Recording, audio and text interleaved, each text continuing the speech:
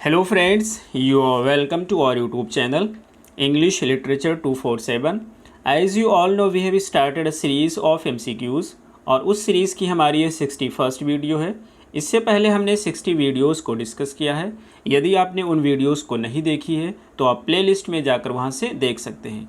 आज की वीडियो में हम विक्टोरियन एज को डिस्कस करेंगे और विक्टोरियन एज पे ये हमारी 7th वीडियो होगी और इस सीरीज़ की हमारी ये 61st वीडियो होगी। तो चलिए हम शुरू करते हैं अपनी आज की इस वीडियो को। हमारा फर्स्ट क्वेश्चन है, what image does Dickens frequently use to describe Lucie Manette. ये कहना चाहते हैं कि चार्ल्स डिकन्स कौन सा इमेज यूज़ करते हैं बार बार अपने एक कैरेक्टर लूसी मैनेटे को डिस्क्राइब करने के लिए। फर्स्ट है an earth bound angel, second है अ गोल्डन थ्रेड, थर्ड है अ टाइगर लिली, फोर्थ है अ काम इन द स्टॉर्म। तो फर्स्ट का हमारा सही आंसर है बी, अ गोल्डन थ्रेड।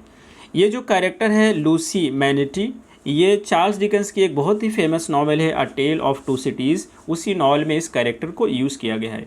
ये जो टेल ऑफ टू सिटीज़ है ये बेसिकली एक हिस्टोरिकल नावल है और इसकी सेटिंग है लंदन एंड पेरिस, यानी कि जो दो सिटीज़ होती हैं इसमें यूज़ किया गया है टाइटल में। ये दो सिटीज़ लंदन और पेरिस को रिप्रेजेंट करती हैं। अगला क्वेश्चन हमारा है सेकेंड नंबर का, who edited the popular magazine house hold words. ये जो पॉपुलर मैगजीन है हाउस होल्ड वर्ड्स, इसकी एडिटिंग किसने की थी। फर्स्ट है थाकरे, सेकंड है हार्डी, थर्ड है चेस्टरटन, फोर्थ है डिकन्स। और सेकंड का हमारा सही आंसर है डी, डिकन्स। तो ये जो हाउस होल्ड वर्ड्स मैगज़ीन होती है ये बेसिकली एक इंग्लिश वीकली मैगज़ीन है और इसकी एडिटिंग चार्ल्स डिकन ने की थी 1850s में। यदि आपने अभी तक हमारे टेलीग्राम चैनल को नहीं ज्वाइन किया है तो उसकी लिंक आपको इस वीडियो के डिस्क्रिप्शन बॉक्स में मिल जाएगी, वहां से आप हमारे टेलीग्राम चैनल को ज्वाइन कर सकते हैं। अगला क्वेश्चन हमारा है थर्ड नंबर का, mister hard castle is a character in. आपको बताना है कि मिस्टर हार्ड कैसल एक कैरेक्टर है और इसको किस वर्क में यूज़ किया गया है। फर्स्ट है importance of being earnest, second है the school for scandals, third है she stoops to conquer, fourth है आर्म्स एंड द मैन। और थर्ड का हमारा सही आंसर है C, she stoops to conquer. ये जो शी स्टूप्स टू कॉन्कर है ये बेसिकली एक कॉमेडी है और इसी कॉमेडी में मिस्टर हार्ड कैसल को यूज़ किया गया है और इस कॉमेडी को लिखा गया है ओलिवर गोल्ड स्मिथ के द्वारा। अगला क्वेश्चन हमारा है फोर्थ नंबर का, वेयर डू दीज लाइन्स अकर। ये जो लाइन है ये किस पोएम में यूज़ की गई हैं। ये लाइन है, God is in his heaven, all is right with the world. First है the ring and the book, second है the bishop orders his tomb, third है the last ride together, fourth है Pippa Passage. और fourth का हमारा सही answer है D, इसे यूज़ किया गया है पिपा पासेज में। पिपा पासेज में जो है पिपा पासेज एक वर्स ड्रामा है, यानी कि एक पोएटिक ड्रामा है और इसे लिखा गया है रॉबर्ट ब्राउनिंग के द्वारा। अगला क्वेश्चन हमारा है फिफ्थ नंबर का, who wrote under the name Teufelsdrockh. किसने ट्यूफेल्स ड्रॉक के नाम से लिखा है। फर्स्ट है जॉन रस्किन, सेकंड है जीके चेस्टरटन, थर्ड है थॉमस कार्लाइल और फोर्थ है जेबी प्रिस्टले।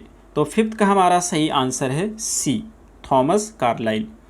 अगला क्वेश्चन हमारा है सिक्स नंबर का, George Eliot's Silas Marner is a dash cloth weaver. आपको बताना है कि जॉर्ज इलियट का जो कैरेक्टर है सिलास मार्नर वो किस प्रकार का कैरेक्टर है। फर्स्ट है मेथोडिस्ट, सेकंड है कैथोलिक, थर्ड है प्यूरिटन, फोर्थ है कैल्विनिस्ट। और सिक्स का हमारा सही आंसर है ये एक मेथोडिस्ट क्लॉथ वीवर होता है। बेसिकली जॉर्ज इलियट की एक नॉवेल है जिसका नाम है सिलास मार्नर और इसकी सब टाइटल है द वीवर ऑफ रोवेलो, ROVELOE, रोवेलो। ये इनकी थर्ड नॉवेल होती है। मैरी एन इवान इनका नाम होता है, मैरी एन इवांस इनका नाम होता है और इनका पेन नेम होता है जॉर्ज इलियट। उसी नाम से इसको पब्लिश किया गया था 1861 में, इसलिए हमारा सही आंसर होगा फर्स्ट। अगला क्वेश्चन हमारा है सेवन्थ नंबर का, which novel by Thomas Hardy attacks the institution of marriage and presents erotolepsy. ये कहना चाहते हैं कि थॉमस हार्डी की कौन सी एक नॉवेल है जो मैरिज की इंस्टीट्यूशन पे अटैक करती है और प्रेजेंट करती है इरोटोलेप्सी। इरोटोलेप्सी की मीनिंग क्या होता है इसको समझेंगे तो इरोटोलेप्सी की मीनिंग होता है सेक्सुअल रेकलेसनेस। ठीक है, ये इसकी मीनिंग होती है सेक्सुअल रेकलेसनेस। इसको फर्स्ट टाइम थॉमस हार्डी के द्वारा ही यूज़ किया गया इस वर्ड को।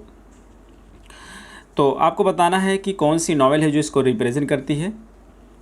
तो फर्स्ट है Tess of the d'Urbervilles, second है ज्यूड द ऑब्सक्योर, थर्ड है the return of the native, fourth है far from the madding crowd, और सेवन्थ का हमारा सही आंसर है बी, ज्यूड द ऑब्सक्योर।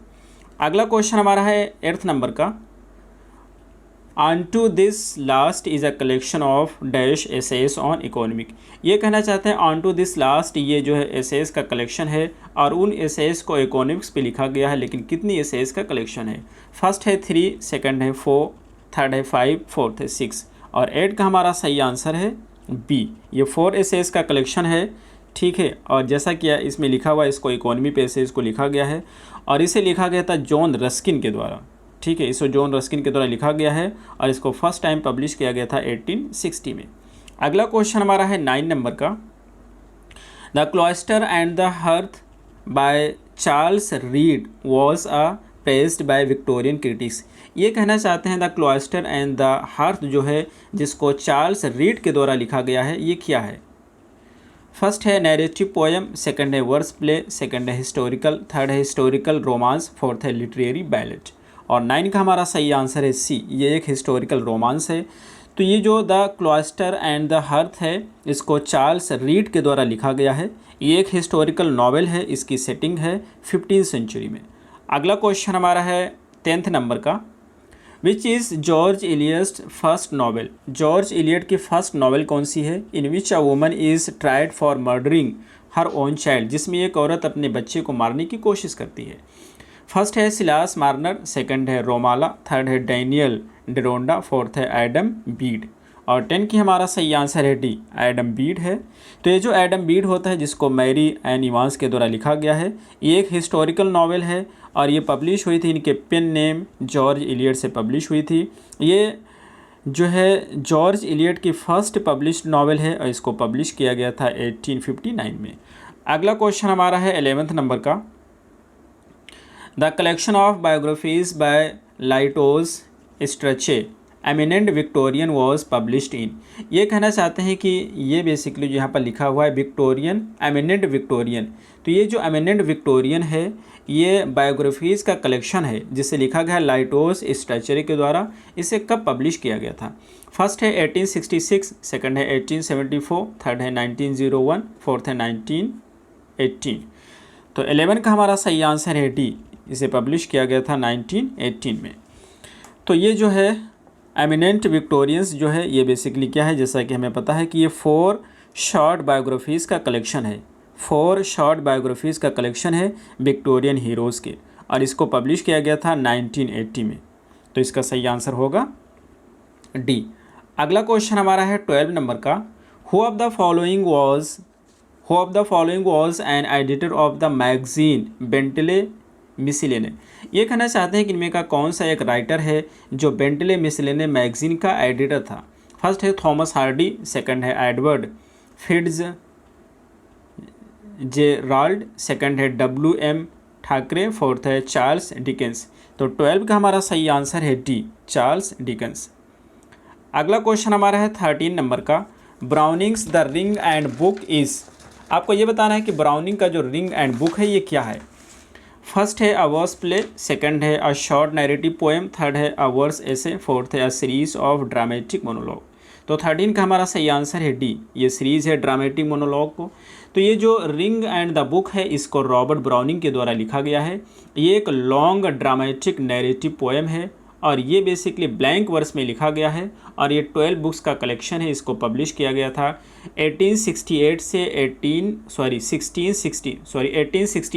1869 के बीच में पब्लिश किया गया था। रिपीट कर रहा हूँ, 1868 से 1869 के बीच में इसको पब्लिश किया गया था।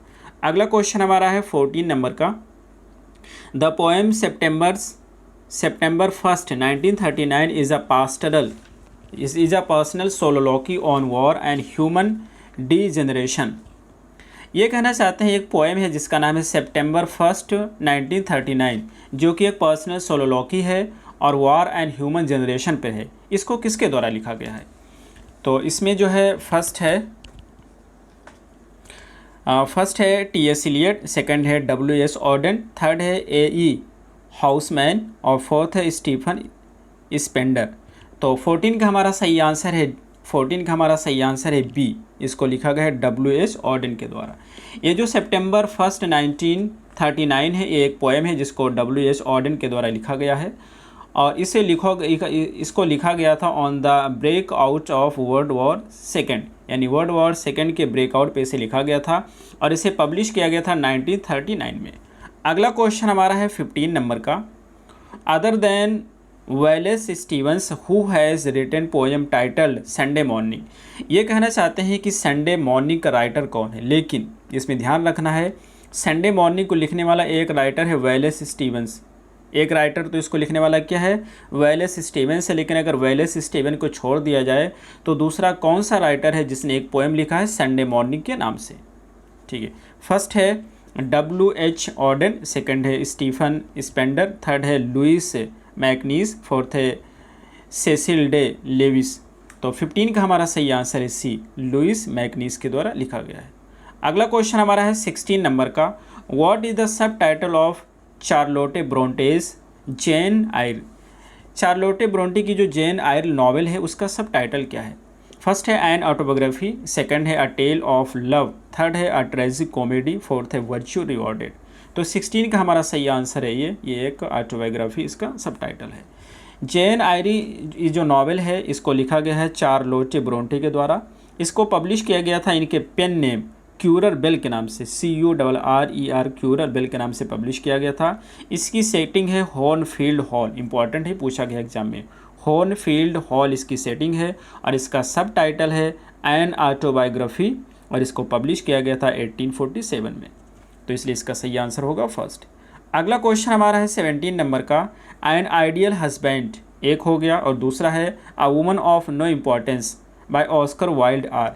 ये जो दोनों प्ले हैं एन आइडियल हस्बैंड और दूसरा a woman of no importance, ये दोनों किस प्रकार के प्ले हैं आपको बताना है और इसे लिखा गया है ऑस्कर वाइल्ड के द्वारा। फर्स्ट है रोमांसेस, सेकंड है ट्रेजेडीज, थर्ड है कॉमेडीज, फोर्थ है सटायर्स। तो 17 का हमारा सही आंसर है फोर्थ, ठीक है, सॉरी 17 का हमारा सही आंसर है।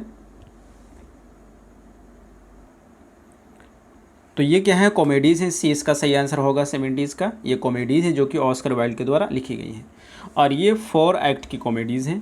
अगला क्वेश्चन हमारा है 18 नंबर का। Shirley by Charlotte Bronte is a portrait of, Shirley जो है चार्लोटे ब्रोंटे के द्वारा किस चीज़ की पोर्ट्रेट है। फर्स्ट है एनी, सेकंड है मारिया, थर्ड है एलिजाबेथ, फोर्थ है एमिली। तो 18 का सही आंसर हमारा है डी, एमिली। ये जो शिर्ले है, शिर्ले अ टेल, ये बेसिकली एक सोशल नॉवेल है जिसको चार्लोटे ब्रोंटे के द्वारा लिखा गया है। इसे पब्लिश किया गया था 1849 में, इनके पेन नेम क्यूरल बेल के नाम से पब्लिश किया गया था और इसकी सेटिंग है यॉर्कशायर। इसमें एक कैरेक्टर होता है शिर्ले, वही पोर्ट्रेट है इसकी, एमिली की पोर्ट्रेट यही होती है। इसमें लिखा है कि Shirley by the Charlotte Bronte is a portrait of Emily, ठीक है, तो ये इसकी एक कैरेक्टर है। अगला क्वेश्चन हमारा है 19 नंबर का।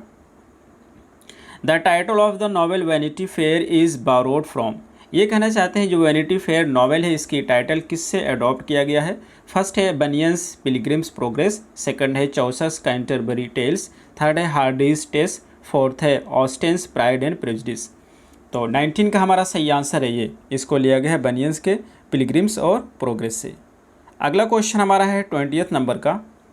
Rugby Chapel by Arnold is written on the death of his, ये कहना चाहते हैं रग्बी चैपल जो कि एक पोएम है मैथ्यू आर्नोल्ड के द्वारा लिखी गई है, लेकिन किसकी डेथ पे इसे लिखा गया है। फर्स्ट है फ्रेंड, सेकंड है डॉटर, थर्ड है फादर, फोर्थ है वाइफ। और 20 का हमारा सही आंसर है सी, इसे इनके फादर की मृत्यु पर लिखा गया था। ये जैसा कि मैं पता है ये एक एलिजी है, इनको इनके फादर की मृत्यु पर लिखा गया था। इनके फादर का नाम होता है थॉमस आर्नोल्ड। अगला क्वेश्चन हमारा है 21 नंबर का। Ah but a man's reach should exceed his grasp or what's a heaven for who said this line, ये लाइन किसके द्वारा कही गई है। फर्स्ट है टेनिसन, सेकंड है मिल्टन, थर्ड है कार्लिल, फोर्थ है ब्राउनिंग। तो 21 का हमारा सही आंसर है डी, इसे रॉबर्ट ब्राउनिंग के द्वारा लिखा गया है। रॉबर्ट ब्राउनिंग की बेसिकली है एक वर्क है रॉबर्ट ब्राउनिंग का Andrea del Sarto, Andrea del Sarto, जिसे रॉबर्ट ब्राउनिंग के द्वारा लिखा गया है।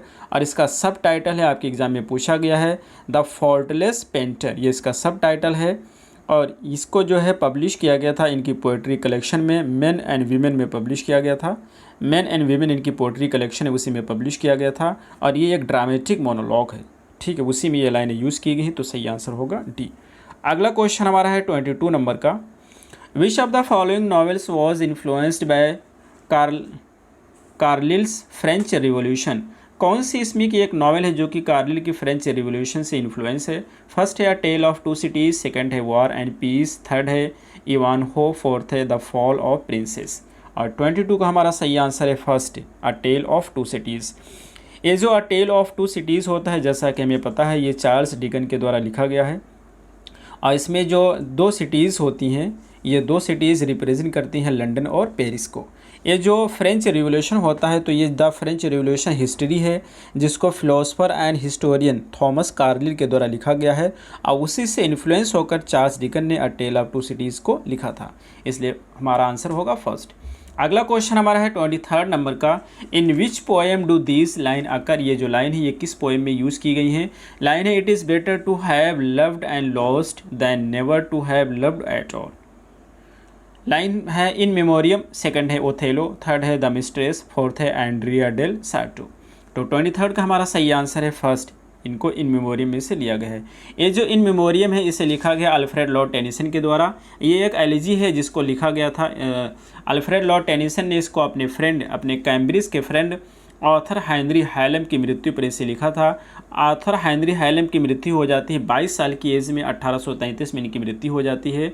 और इसके बाद में इसको जो है लिखा था उसी की मृत्यु पर। इस पोएम में टोटल 133 लिरिक्स हैं और इसको पब्लिश किया गया था 1850 में। आपके एग्ज़ाम में ये भी पूछा गया है कि इस पोएम को लिखने में कितने साल लगे थे। तो जैसा हमें पता है कि 1833 में मृत्यु होती है आर्थर हेनरी हैलम की, और इसको 1850 में पब्लिश किया जाता है। दैट मीन्स कि इसको समय लगता है 17 साल का, तो 17 आंसर होगा। अगला क्वेश्चन हमारा है 24 नंबर का। Among Carlyle's works Sartor Resartus stand out as, ये किस चीज़ के लिए स्टैंड आउट होता है। फर्स्ट है an account of gentleman politics, second है ट्रीटीज ऑन हीरोइज्म, थर्ड है personal response to the French revolution, fourth है डिस्गाइज स्पिरिचुअल ऑटोबायोग्राफी। तो 24 का हमारा सही आंसर है डी। ये जो सार्टर रिसोर्टस होता है, इसकी मीनिंग होती है द टेलर रीटेलर्ड।